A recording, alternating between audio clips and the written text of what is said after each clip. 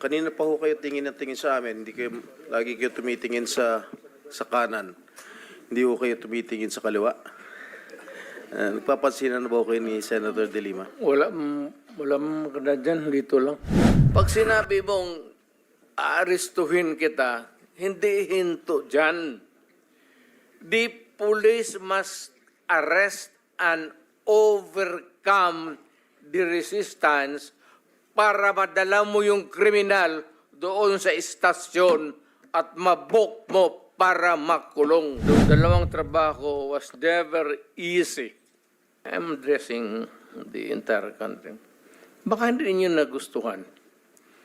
But yun ang style ko.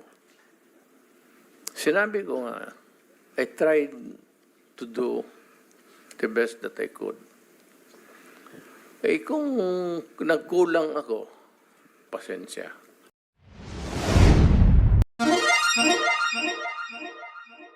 Mr. Chair, Mr. President? may I interrupt you? Yes, sir. I'm sorry, but I have to respond to the remarks of Senator DeLima. It is only fair na bigyan niyo ako ng 1 minute.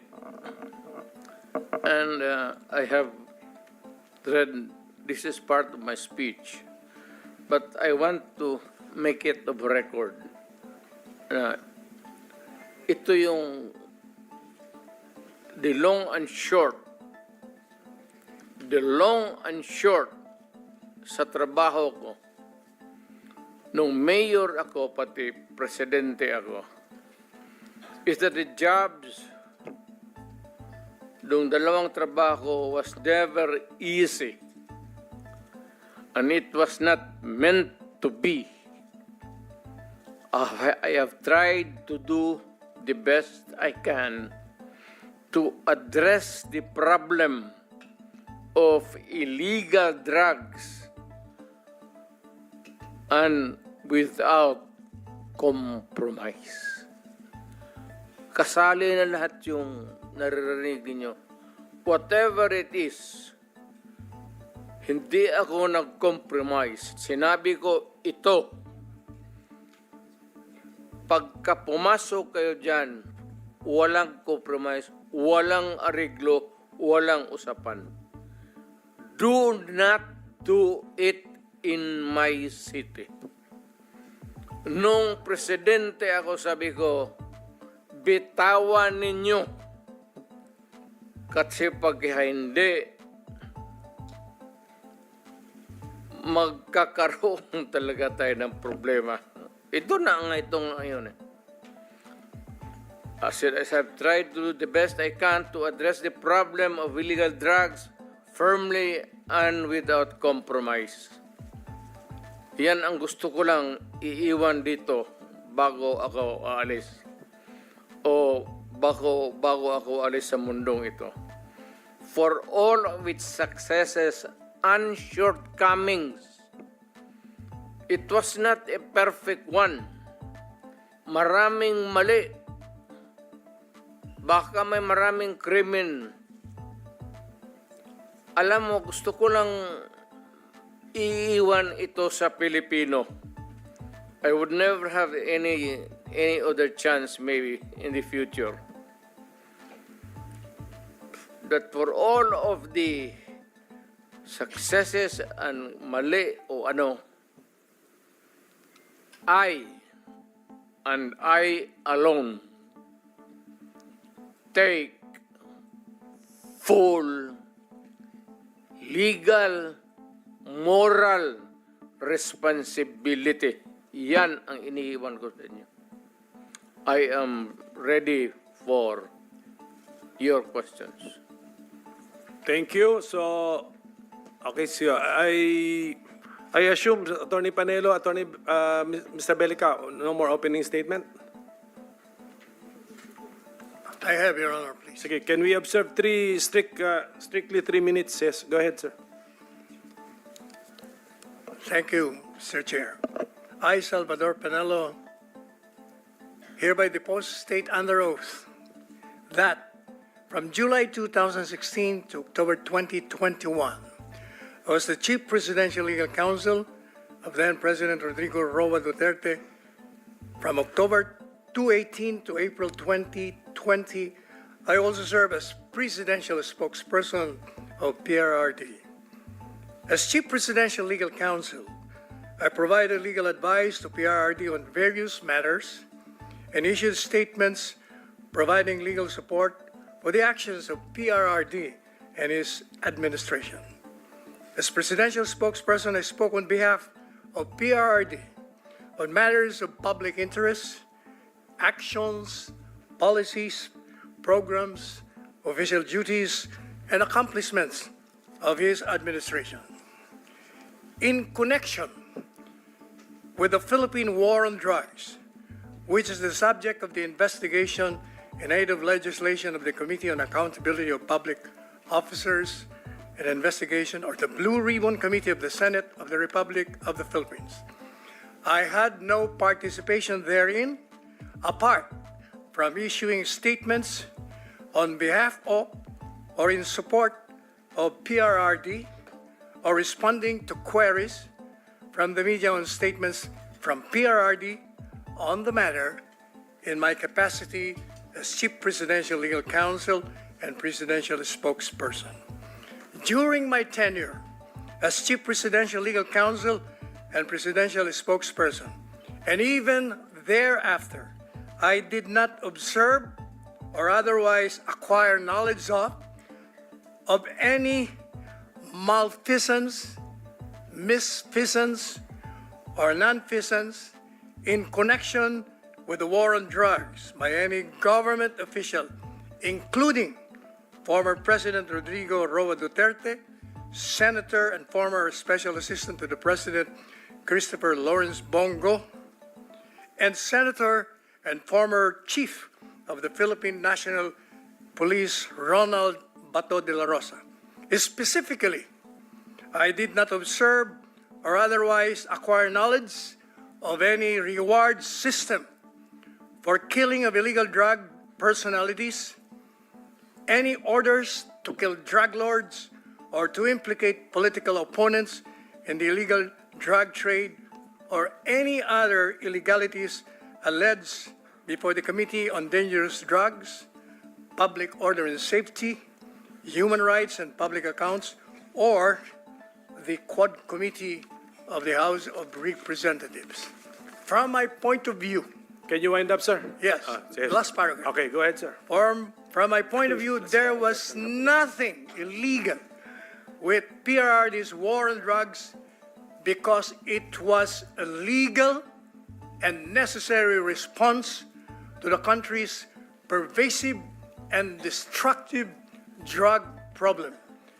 PRRD merely complied with his constitutional duty, which is his prime duty, to serve and to protect the people, and his campaign promise and mandate to rid the country of the drug menace. Salamat po, Thank sir. you. Yes. Thank you. At you submitted an affidavit then. Sir, 10 minutes. Thank you. Thank you, Mr. Chair. Some questions addressed to the former President. Mr. President, kanina pa ho kayo tingin na tingin sa amin. Lagi kayo tumitingin sa kanan. Hindi ho kayo tumitingin sa kaliwa. Nagpapansinan na ba ho kayo ni Senator DeLima? Wala maganda dyan, dito lang. Anyway, Mr. Chair. to be serious, on a Yes, serious Mr. note, Chair, sir. I think, I beg Senator the Jinggoy, SP Senator Pro Risa, Tempore to lead us in setting the tone that this is not a laughing matter. I'm Yes, not, Salamat, I, Mr. I, Chair. I was not joking. I was just, para ma-lighten lang yung mood, Mr. Chair. Anyway, on a serious note, Yes, okay. Mr. Continue. President, how do you assess the campaign against illegal drugs during your time, Mr. President? Do you consider it as a success, Mr. President? Mr. Senator, it is a continuing problem for the country and for the entire world. The drug problem is a very serious and pernicious virulent ailment that the country is facing. Sa panahon ko and the previous presidents, yung panahon ko, hindi siguro ninyo nagustuhan, not you, yung the entire country. I'm addressing the entire country. Baka hindi ninyo nagustuhan. But yun ang style ko. Sinabi ko nga, I tried to do the best that I could. Eh kung nagkulang ako, pasensya. Pero ang solusyon during my time was a call of duty of the president. Ako yun. Kasi ako yung presidente sa panahon ko. At hindi ako nagkulang, Mr. Senator. Nag-warning ako lahat narinig ng Pilipinas. Huminto kayo sa droga, bitawan ninyo, drop it. Kasi magkakaproblema talaga tayo. Pag nakita tayo sa isang kanto at naghawak mo ang droga, problema na talaga yan. So, yun na, nagkakaroon tayo ng problema. May patayan. But it was not a state-sponsored killing. There was never an official order to the police and the military and to the agents of government to kill. Andyan si Senator Dela Rosa. Wala akong sinabi na ganon kasi abogado ako. Ang sinabi ko, yung sinabi ko nung nagtuturo ako sa Police Academy,